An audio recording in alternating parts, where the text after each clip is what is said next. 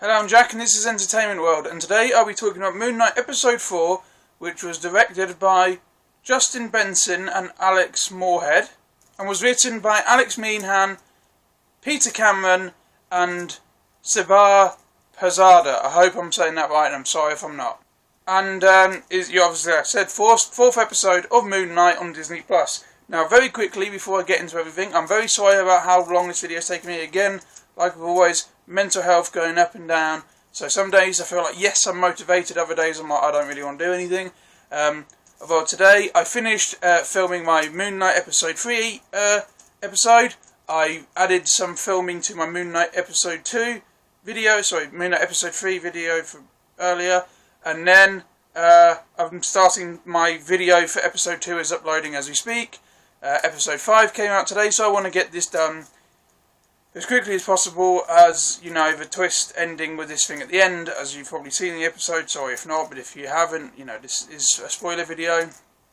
Obviously, with the thing with the end of this episode, I want to do this before anything happens with that, because I want to talk about the twist at the end of this episode as much as I can impartially without getting any more information from it from the next episode. So anyway, I'll be talking about this episode now. Unfortunately, this is my least favourite episode so far of Moon Knight. I didn't dislike it, but it is the one I least enjoyed.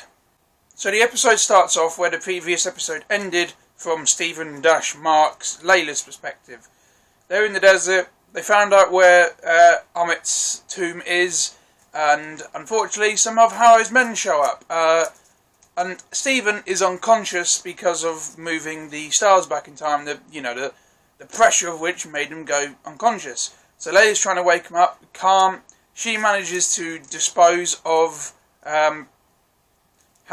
Harrow's men, and then Stephen wakes up, which is a bit convenient, but either way, and it's Stephen. It is Stephen, it's not Mark, Stephen. So they take one of the cars they take the car, and they drive to where they found out where Ammit's tomb is. I'll get there in the end. Sorry. And as they're driving along, she's like, "We need Mark," and Stephen's like, "No, you know, Mark promised me once Khonshu was gone, we would never see him again. He'll never interfere with me again." Although the problem is with that is that's a bit of a dick move, because he meant when the mission was done, not like literally just because Khonshu's gone, in terms of he's been imprisoned, that Mark will disappear. That's just hindering the mission. Stephen, stop being a dick. So I did think, well, would Stephen be like that? Yeah, I think because he really doesn't like Mark. He likes Layla. He doesn't want Mark to interfere with his like for Layla as well, because obviously Mark is the one who Layla is married to, and as well because he just doesn't trust Mark, because he views Mark as a mercenary, a killer, a violent person. He doesn't trust him fully, despite the fact they had a bit of team bonding in the previous episode, albeit it was pretty much begrudgingly. So you can hear Mark talking to Stephen saying, "Look, you need me, Khonshu's gone, we don't have the suit, we don't have the armour, we don't have any of the abilities, we don't have the healing factor, we don't have anything like that, so you need me because I'm, the one who's military trained." And Stephen's like, "No, you can go away and fuck off, I don't want anything to do with you." And Layla points out, "But how does that affect me? Mark's my husband, does that mean he's just going to leave my life as well?" And Stephen counter-argues, "Well, he already had left your life, you're going to get divorced." So it is a interesting triangle where everybody's a bit right and a bit wrong at the same time. Mostly Stephen's the one in the wrong, but you can see where he's coming from, and it was quite interesting to watch all of that. They arrive to the tomb, and they find Arthur Harrow's men's tents, equipment, things they've left behind as they've gone in, but they don't find anybody there.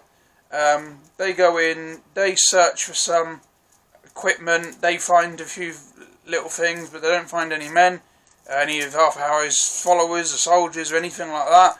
So they prepare to go in, and Layla and Stephen talk some more. And Stephen tells Layla, I don't know if it was because he says it was honesty or guilt, I don't know, I think it was part of guilt, the reason why Mark left her is because Khonshu would use her as the Avatar had anything happened to Mark. So even though they're all disagreeing and he's like, Mark should leave and all of this, I think it was nice of him to be honest, and it was nice to give Layla the reason Mark was being quite cruel to her in a way. So I was happy that, Steven actually did that. And they say you're honest. She says that's a very honest thing to say, and says to Steven, honesty is more your thing than Mark's. And they both kiss. And this is after when Steven was in the tent. He told her, Mark said to Steven when he was in the tent, let me take control. And Steven was like, no. And he said, but what about I can protect Layla better than you can? Didn't work on Steven. And Steven's like, Mark's like, you love her, don't you? If you touch her, and Steven left the tent before that sentence can be finished.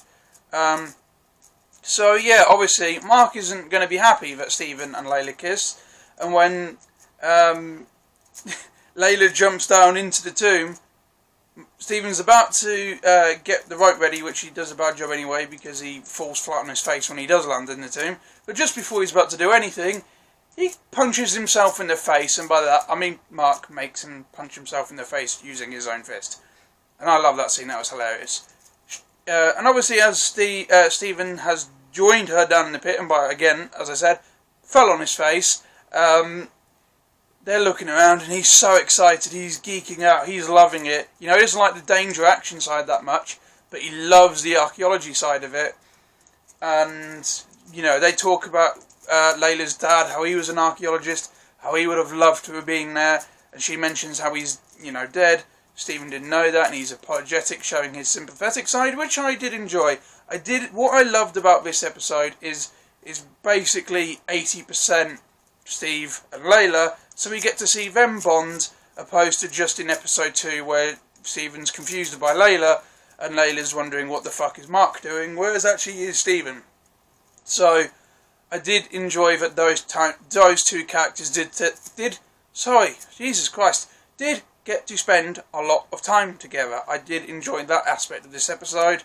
I love when they go in and they're worried, they find some bullets on the ground and they're like, what actually has happened? They go fully in and they find this room and they find that there's some Egyptian priest sort of type creatures. I don't know exactly what they are because, again, as I said in the last video, I don't know a huge amount of Egyptian mythology. As I mentioned before, and the only thing I've ever really done with that was I read the book, half the book by that was the last episode. I read the book, half the book by Rick Riordan, whatever that book was called. I can't remember again. Sorry. Whatever, you know what I mean. That is it. I don't know a lot about Egyptian mythology, and because I don't know a lot, I don't really know what the words everything is here. I'm sorry, but when they go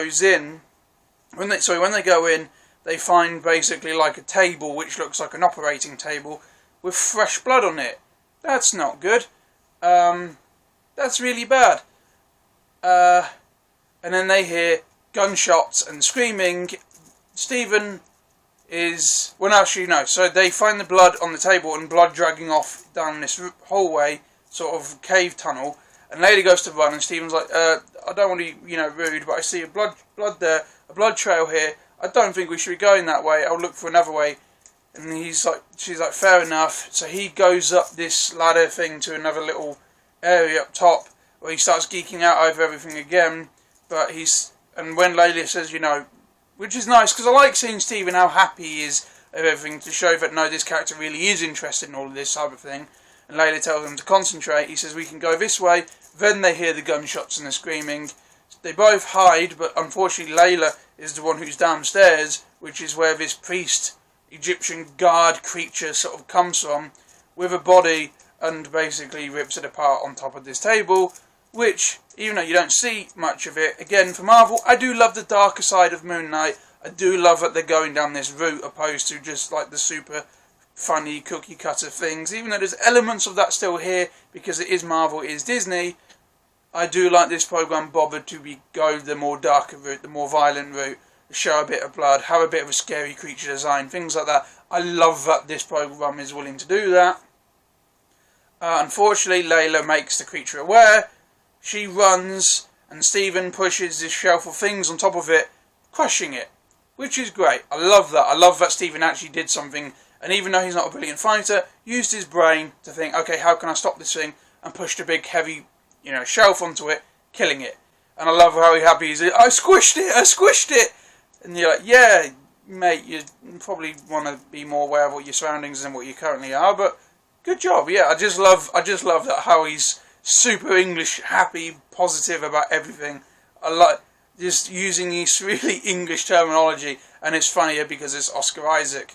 I just think it's really funny, and I love how then separated, meaning he's on his own in this scary Egyptian tomb, which, I mean, nobody would want to be in.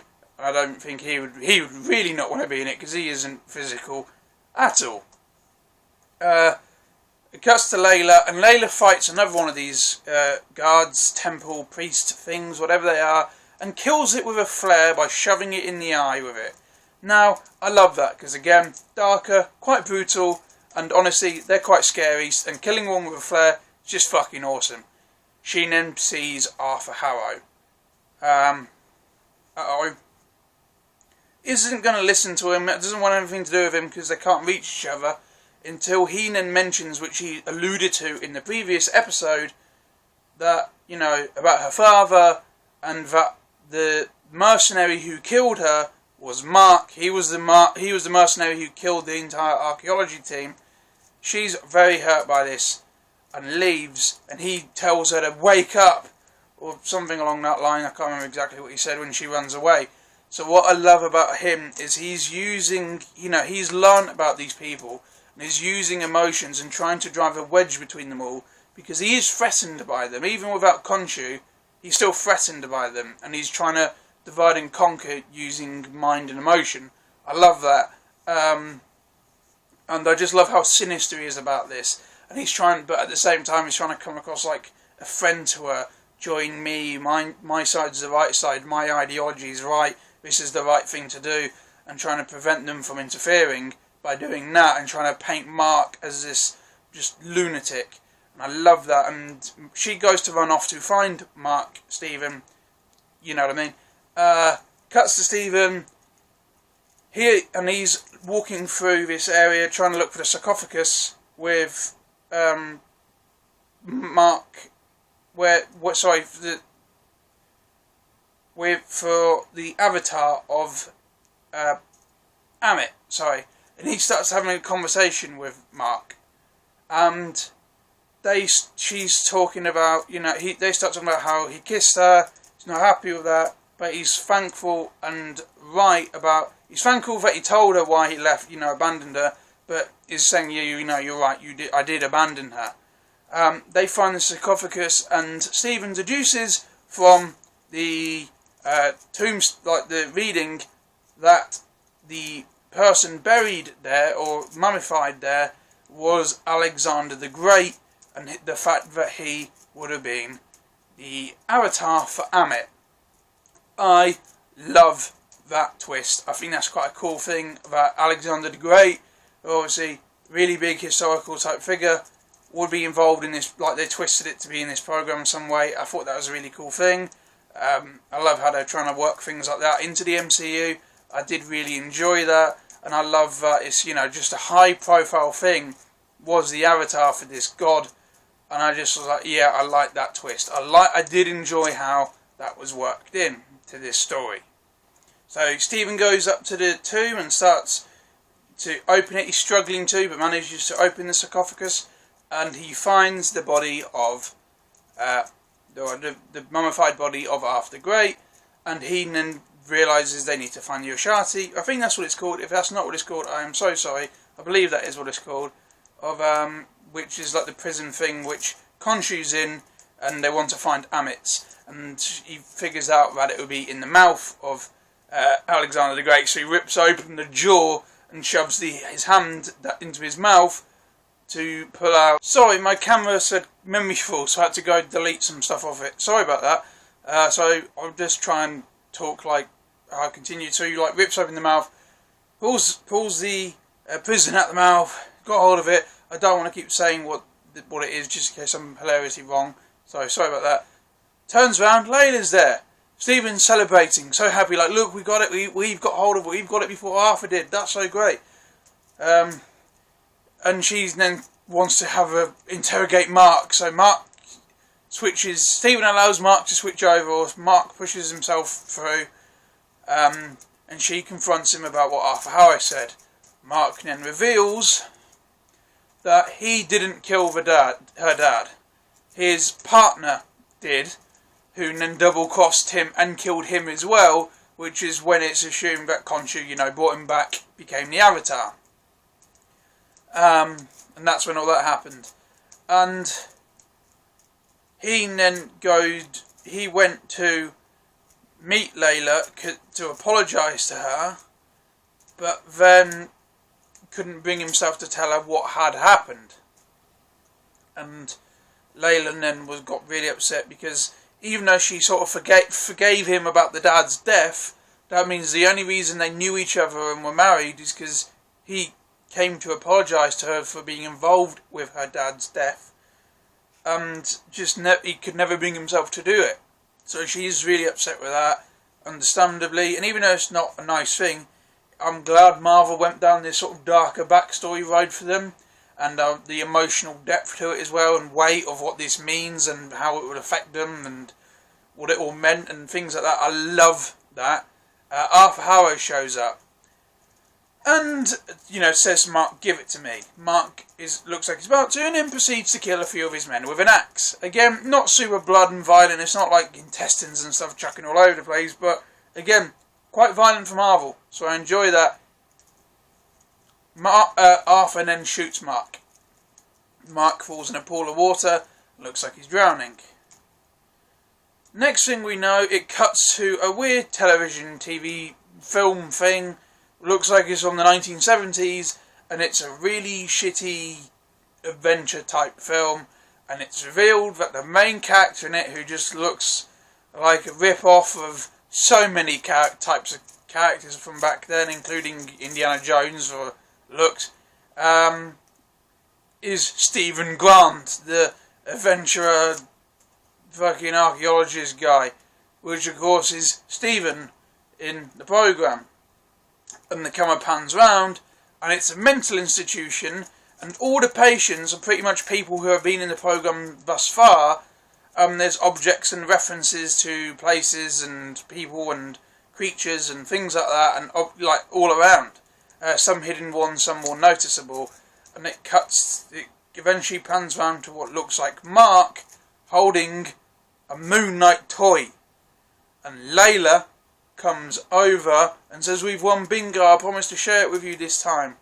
And Mark's like, what's going on? And he goes to this doctor's office, who is Arthur Harrow. What the fuck is going on? Arthur Harrow tries to, talk to him and help him through this problem and help him get, fix this.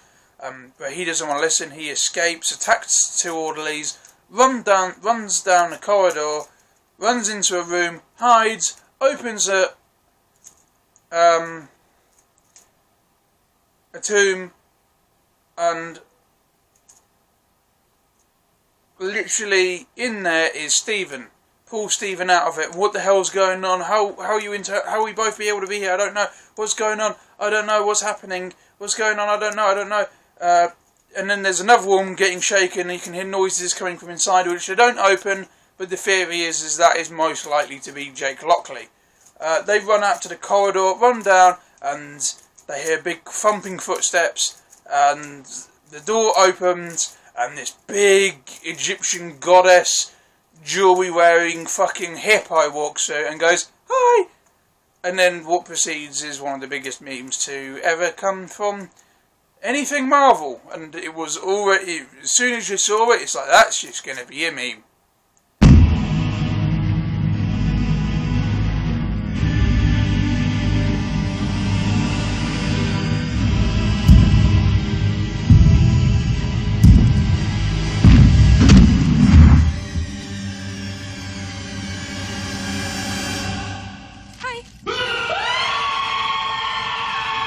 There you go.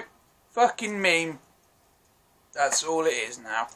And that is where the episode ends. Now, my positives with this episode. I love that it does some of the darker things, like I said. I love this creepy creature design. I love how it works some real life, history, mythology, things like that into it. I love his relationship with, like, Stephen and Mark's relationship with Layla and how she treats the different ones, different people differently. And I love the somewhat darker ending when Mark gets shot. The twist of it being in a mental asylum, I don't know how I feel about that. That's either hallucination, something cosmic, whatever I don't know about, or it's all being in his head. If it's the last one, I cannot say how to express enough how disappointed I would be. It would explain some of the supernatural elements for Moon Knight, as in the comic books. Moon Knight doesn't have abilities, or at least I don't think he does. He's just basically Moon Knight's Batman. Stephen Grant's actually the rich personality. He isn't this nervous guy who works in a gift shop. Mark is like there are the three personalities, and then there's Moon Knight and Mr. Knight. He's Marvel's Batman, albeit there are significant differences. But they've changed a lot of it to make it less Batman, which is fair enough because nowadays people would just compare it to that. And favourably for the MCU, Marvel can't have anything unfavourable and be compared to DC in a way where DC is better, even though on the whole I do think DC is a better thing, and I prefer, obviously Zack Snyder's my favourite, I love Matt Reeves' the Batman thing, but I am really enjoying this, so I can see why they distanced itself from that storyline. The thing is with that though, I could just see him breaking out at the end. I don't know, I haven't watched episode 5 yet, him breaking out in the last episode or something and becoming just a normal Moon Knight based on his hallucinations. I'd hate if that's the case. That's just something I've come up with, which I'm dreading. Hopefully that's not the case, and hopefully this is just all fake. This is the fake thing. Because I would really rather, and I don't want Stephen to be a hallucination as in the embodiment of Stephen or the hippo. I don't know what that is. If there's a name for it, I'll put it there. If I can't find a name for it, I ain't putting anything. I'll just put Hippo Lady. Yeah, I don't know what's going on. So positives, violent things, character, backstory. Oh yeah, backstory as well. Things that are creepy things. My negatives is the slowest paced episode. There wasn't really any action. I'm not saying I need action per episode, but although because I've been enjoying the action at Moon Knight quite a lot thus far, I was a bit like, oh, okay, fair enough. But I know that this episode, he doesn't have Conjure's help, so they couldn't really go down that route. So I understand that, but it did make this episode a bit slower paced. But that's fine. But the twist at the end, I don't know what that means. I don't know. I feel like I'm going to find episode 5 very frustrating. I'm just nervous for what this could mean. Personally, I would end up hating. I don't want them to ruin it. It would ruin it for me if that is the case. If it's all in his head, I really hope it's not. Unless they manage to do something really special with it, which no, Marvel, I don't know. I don't know what they could do. I am quite scared at this moment in time, and I wanted to do this before I watched episode 5 because if it's all fine, then I couldn't talk about this in the same sense because we're like, oh god, is this. But in the next episode, oh, it's all fine again. But if it's not the case, I would just be pissed off talking about this right now. So yeah, I just wanted to get this done, obviously, before watching episode 5 for that reason.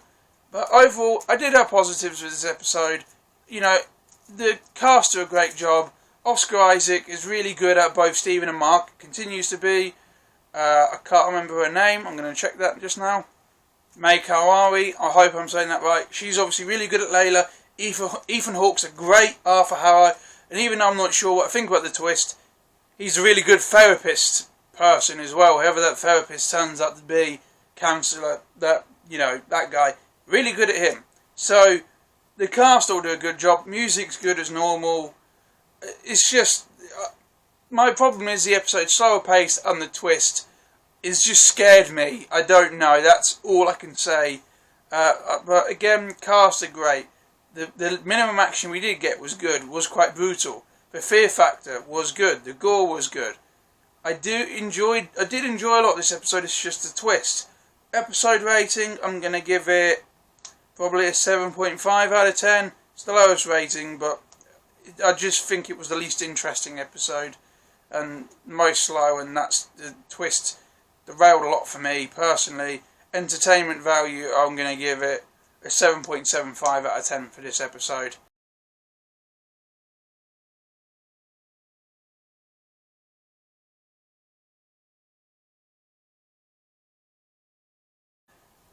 Yeah, I know that's my lowest rated one. It's probably a bit harsh, but I do have some problems with it. Although I do, like 7.5 is not low, because that's quite high still. That's a good thing. You know, anything above 8 is getting to great, and then 9 is like some of the best things I've ever watched. So, you know, 7.5 is not bad, and I have had things in this which were over 8. So, it's just this episode has bothered me.